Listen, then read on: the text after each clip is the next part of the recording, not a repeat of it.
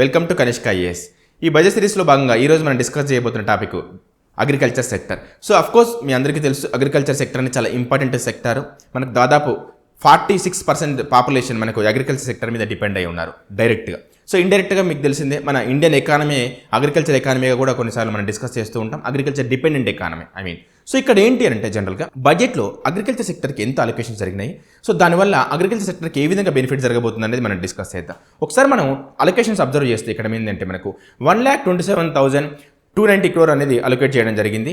Total budget 50 lakh crore above ఉన్నా కూడా మనకు అగ్రికల్చర్ సెక్టర్కి అలొకేట్ చేసింది మాత్రం 1,27,290 crore. జనరల్గా మనకు రివైజ్డ్ ఎస్టిమేట్స్తో కంపేర్ చేస్తే 24-25 దాదాపు ఇది 3,900 కోట్ల రూపాయలు తక్కువ. కానీ ఇక్కడ మనకు ఇంకా చాలా ఇంపార్టెంట్ థింగ్ ఏంటి అంటే అలొకేషన్స్ తగ్గినాయి. ఓవరాల్గా రివైజ్ ఎస్టిమేట్స్తో పోలిస్తే అలొకేషన్స్ తగ్గినాయి, కానీ పర్టికులర్ కొన్ని సెక్టర్స్కి అలొకేషన్స్ అనేవి ఇంకా తగ్గిపోయాయి. అందులో 2 సెక్టర్స్ చాలా ఇంపార్టెంట్. అందులో మొదటిది ఏంటంటే ప్రధానమంత్రి ఫసల్ బీమా యోజన. ఇది ఒక బీమా పథకం, మీ అందరికీ తెలిసిందే, పంటల బీమా పథకం.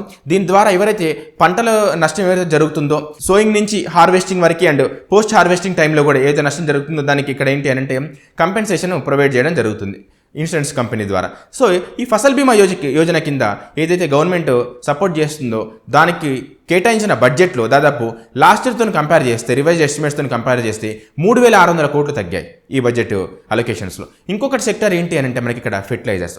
ఈ ఫెర్టిలైజర్ సంబంధించి అలొకేషన్స్ కూడా దాదాపు లాస్ట్ ఇయర్ రివైజ్ ఎస్టిమేట్స్తో కంపేర్ చేస్తే 26,500 కోట్లు తగ్గాయి. సో మనం ఒకటి అబ్జర్వ్ చేయొచ్చు ఇక్కడ ఏంటంటే ఓవరాల్గా ఏదైతే ఉందో బడ్జెట్ అలొకేషన్స్లో అందులో తగ్గాయి. లాస్ట్ ఇయర్ కంటే కూడా మనకి ఇక్కడ 3,900 కోట్లు తగ్గింది. దాంతోపాటు ఇండివిజువల్ సెక్టర్ వైజ్గా మనం అబ్జర్వ్ చేసినా కూడా ఫసల్ బీమా యోజన చూస్తే ఒక ఫసల్ బీమా యోజన కిందనే మనకి ఇక్కడ ఏంటి అంటే దాదాపు 3,600 కోట్లు తగ్గాయి. తర్వాత ఫెర్టిలైజర్ సబ్సిడీకి ఏదైతే ఉందో ముఖ్యంగా ఇది సబ్సిడీ మీదనే ఎఫెక్ట్ పడేలాగా ఉంది ఫెర్టిలైజర్ సెక్టర్ సంబంధించి. సో దాని మీద కూడా దాదాపు 26,500 కోట్లు అలొకేషన్స్ అనేవి తగ్గాయి. సో ఈ విధంగా మనకు ఈసారి బడ్జెట్లో అలొకేషన్స్ తగ్గాయి. బట్ ఇంకొకటి ఏంటి అని అంటే ఇక్కడ ఏదైతే పెరిగిన అలొకేషన్స్ ఒకసారి మనం అబ్జర్వ్ చేస్తే ముఖ్యంగా కిసాన్ క్రెడిట్ కార్డ్ గురించి మనం డిస్కస్ చేస్తూ ఉన్నారు. సో కిసాన్ క్రెడిట్ కార్డు గురించి కూడా ఇక్కడ ఏంటి అంటే దీన్ని 3 lakhs నుంచి 5 lakhs పెంచడం జరిగింది. సో ఎనీవే ఇది ఒక అడ్వాంటేజ్ అని చెప్పొచ్చు.